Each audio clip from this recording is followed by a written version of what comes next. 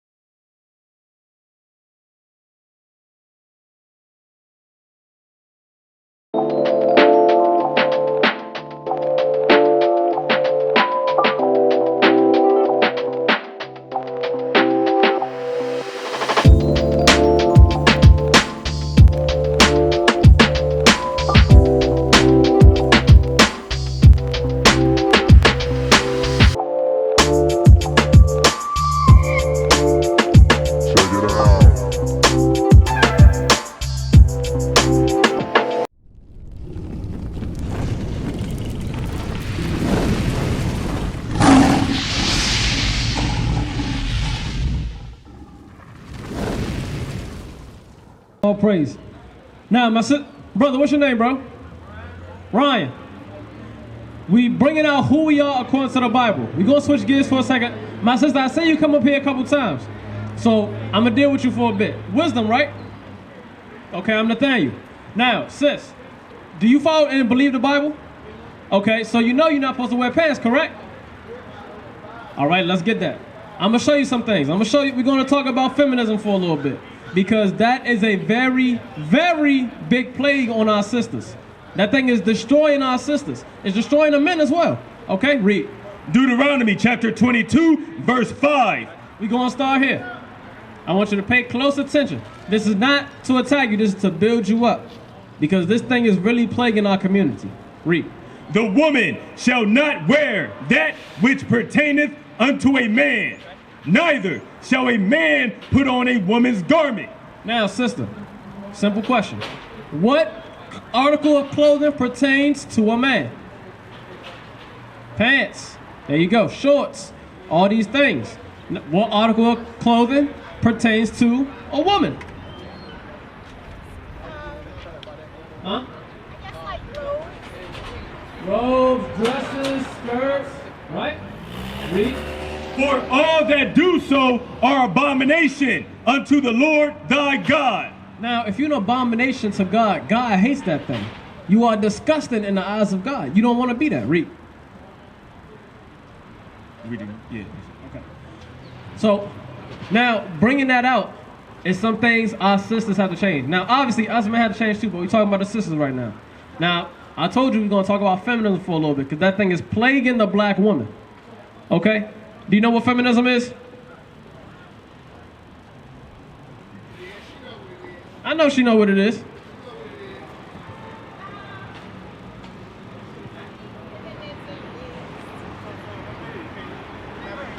Can you come up a little back here and hear you so well? Thank you, my sister. Thank you. We gonna get into it. Because this thing is, listen, if you look online, you hear our sisters crying out. Some of them bought in, now they looking crazy. And some of them still going strong, trying to push it. And that thing is not working. It's not working for the black woman. It's not. Now, go ahead. What is feminism? You gotta come a little bit closer. I think feminism is just being a woman and just being a natural woman. Women naturally have just aspects that men do not have. That's just the way God created it to be. So when you're a woman and you're standing in your power as a woman, and your gifts that God gave you, then that's what feminism is. Okay, so let me tell you what the actual definition of feminism is. Back when they first created feminism, the white woman wanted to be equal with her white man because the white man was ruling, just like he is now, and he was getting stuff done. So she wanted to be able to vote. She wanted to be able to make the same money. These things have come to pass already. So now, modern day feminism is not the same feminism from before of we want to vote, we want to make the same money, we want to be able to go out into the workforce because they was at home at first being taken care of by their man. Now, today feminism is I just hate men because women can vote, can they not? Women can go out in the workforce, can they not? Some women make a lot more money than men. Is that true? Right. So now, modern day feminism is not feminism. A lot of it is I hate men or I want to be like a man, but that has to go. Okay, like I said, you can look online, you can see all these sisters, they bought into the feminism. It's not working. Let me get Corinthians. We're going to show you out of the Bible. There's certain roles, like you said, God has put a certain things in women that they have to fulfill and certain things in men that they have to fulfill. We're made different, right? The woman has her skill set that only she can do. The man has his skill set that only he can do. Okay? 11 and yes. 1 Corinthians chapter. You running? Okay. 1 Corinthians chapter 11 and verse 1. Be ye followers of me, even as I also am of Christ. Now I praise you, brethren, that ye remember me in all things, and keep the ordinances as I delivered them to you. Now we about to show you the holy order of God, because I can get real raw, but we keeping it PG because we got the Bible here. We're going to tone it down just a little bit. But this is the order, this is the roles that God has set up. Because feminism now, they're making the men feminine, making them soft and weak. They're not in their rightful role, and they're raising up the woman to be strong, super duper, just angry. That thing is not right. So we're going to let this pass real quick. We're going to show you the order. Okay, keep reading. But I would have you know that the head of every man is Christ. So now we're going through God's divine order, okay? The head of every man is Jesus Christ. Read. And the head of the woman is the man. Now God has the order of the woman. She's under the man. Now we're going to show you what that means. Because when you look at the topic of feminism, our sisters say, I don't want to be a slave. I don't want to be in subjection to my husband. I'm a slave. No, that's not what that means. That's not what that means. Read. And the head of Christ is God. So that is God's divine order. God, who created everything. Then Christ, who created us. Then the man, the righteous man of God. And then the woman, the righteous woman of God. Okay? Not today's loud black woman. That is not in God's righteous order. Okay, now let me get Genesis 3:16. Now I'm going to show you what that's talking about. How it says the head of the woman is the man. Despite what America teaches, that you're supposed to be a bad bitch or a boss bitch, that is way out of God's order. But if you do want to continue to be that, then you can go ahead and shovel the snow when the snow falls, and when the robber break in your house, you can go ahead and fight him too.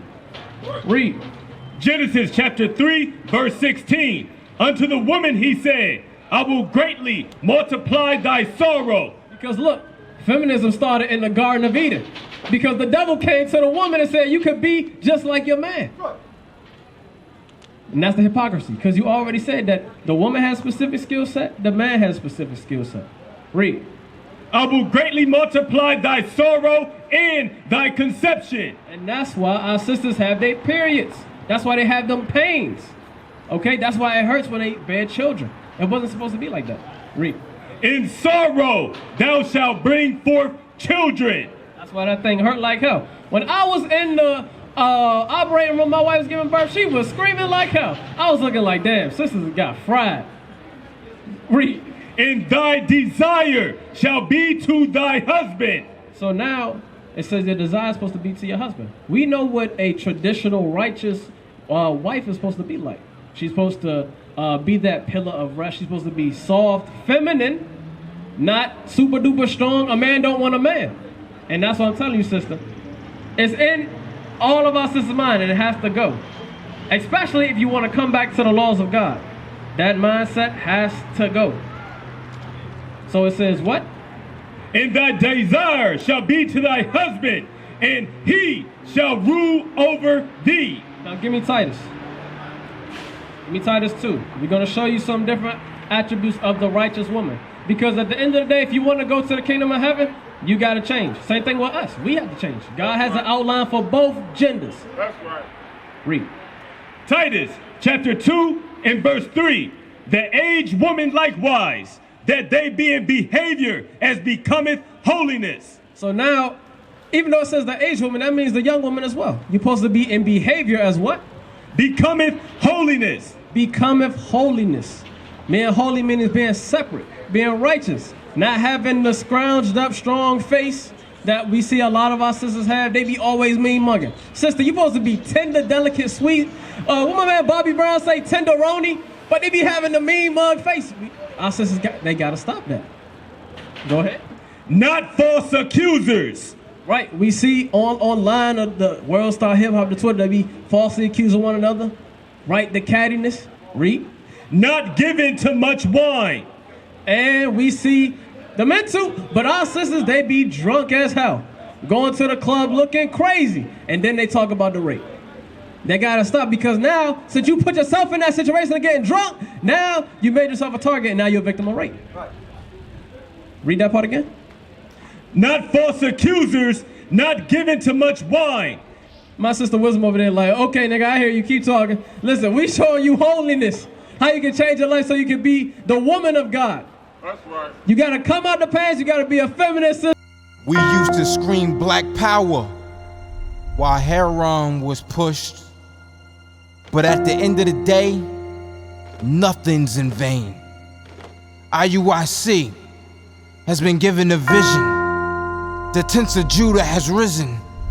Many has attempted the mission, minor murmuring, omitting, and missing the mark.